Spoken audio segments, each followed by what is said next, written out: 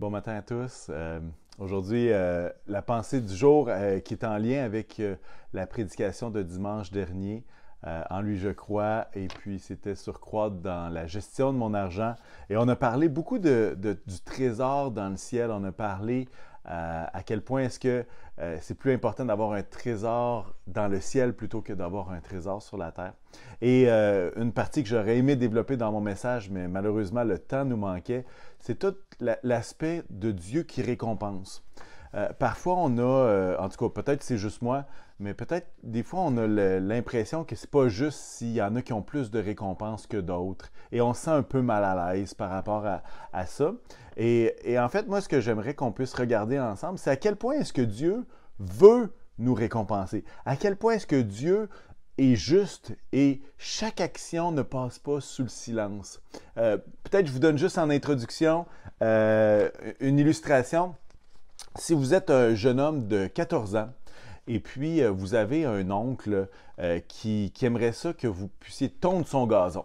Hein, il vous demande « Hey, j'aimerais ça que tu me rendes service, j'ai besoin de quelqu'un pour tondre mon gazon. » Et puis là, la particularité dans cette histoire-là, c'est que l'oncle n'est pas seulement riche, mais il est ultra riche. Il y a plus d'1 milliard en valeur nette et les affaires vont bien. Alors, quand cet oncle-là va lui dire « Hey, j'aimerais ça que tu puisses m'aider, regarde, je vais te donner quelque chose pour ça », la personne, l'ado de 14 ans, là, puis habituellement, ils sont assez vite là-dessus, là, l'ado de 14 ans, il se rend compte que s'il aide son oncle qui est très riche, disons ça comme ça, il risque pas de recevoir une slotch puis 2 piastres. En fait, il risque de recevoir une récompense qui ne sera pas 3 millions, on se comprend, mais une récompense qui va être généreuse. Pourquoi? Parce qu'il possède une tonne de richesses et parce qu'il peut faire ce qu'il veut avec ses richesses. Et c'est un peu la même chose avec Dieu, dans le sens que Dieu, on apprend qu'il possède toutes les richesses. Hein? L'or et l'argent m'appartiennent. C'est lui qui a tout créé. Et si Dieu décide qu'il veut nous récompenser par rapport à ce qu'on aura pu faire, ce qu'on aura pu dire, ce qu'on aura pu investir, ce qu'on aura pu donner, bien, on est, comment je dirais ça?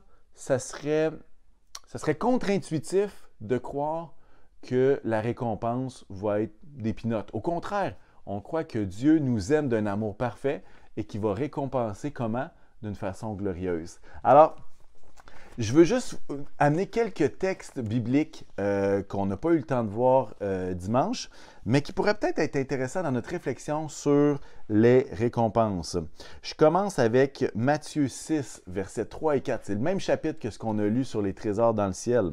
Ça va dire « Mais toi, quand tu fais un don, que ta main gauche ne sache pas ce que fait ta droite, afin que ton don se fasse en secret, et ton Père qui voit dans le secret te le rendra. Hein? Il y a l'idée d'une récompense.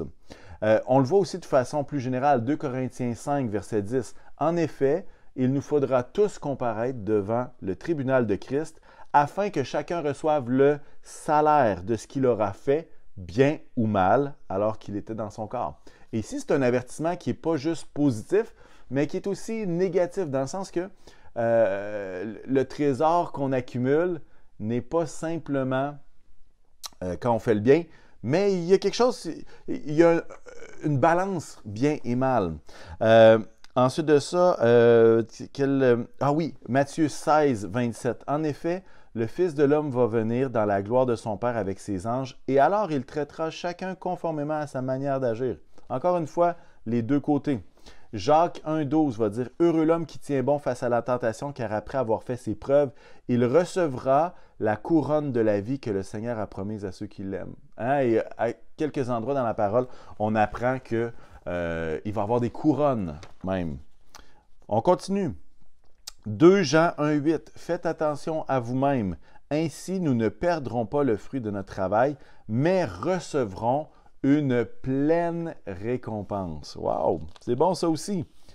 Hébreux 11.6 va dire la chose suivante. Or, sans la foi, il est impossible d'être agréable à Dieu, car il faut que celui qui s'approche de lui, croit que Dieu existe et qu'il récompense ceux qui le cherchent. Encore une fois, hein, Dieu récompense celui qui cherche. Dieu récompense celui qui agit, qui fait le bien. Hébreux 6.10 va dire « En effet, Dieu n'est pas injuste pour oublier votre œuvre et le travail de votre amour. » Encore une fois, Dieu se plaît à récompenser ceux qui investissent dans son royaume. Et moi, je veux juste nous encourager, ne soyons pas gênés de désirer, d'aspirer aux récompenses du ciel. Ce n'est pas nous qui les avons inventées. On ne fait pas des œuvres pour tordre le bras de Dieu afin qu'il puisse nous récompenser. Non, ce qu'on fait, c'est qu'on fait juste répondre à son propre appel, à ce que lui, de la même façon que l'homme riche qui veut faire tondre son gazon par son neveu, il ne s'est pas fait tordre un bras par son neveu. Au contraire, il a voulu que son neveu puisse l'aider afin de le récompenser. C'est la décision de cet oncle-là et c'est la même chose avec Dieu. Ce n'est pas nous qui courons après des récompenses parce qu'on espère que si on fait le bien, Dieu va peut-être être en notre faveur. Non, on le fait parce que Dieu nous a dit, tout ce que vous faites, vous allez obtenir votre récompense, que ça soit bon ou que ça soit mauvais. Alors, je veux nous encourager à avoir des coffres au trésor dans le ciel qui sont remplis. Ou peut-être l'idée que nos coffres au trésor dans le ciel se remplissent de plus en plus, alors qu'on a les yeux tournés vers ce qui va demeurer et non pas ce qui est juste éphémère. Alors bref, c'était la petite réflexion, pensée de la semaine. Et puis, merci Seigneur qu'il récompense celui qui s'approche. Merci Seigneur qu'il récompense toutes les bonnes œuvres qu'on aura pu faire. Merci Seigneur parce que notre trésor dans le ciel gonfle, notre compte dans le ciel gonfle à mesure qu'on investit dans le royaume de Dieu. Alors, bonne semaine à tous et j'espère que Dieu pourra continuer de vous diriger, vous faire grandir en lui. Alors, au plaisir. Bye bye.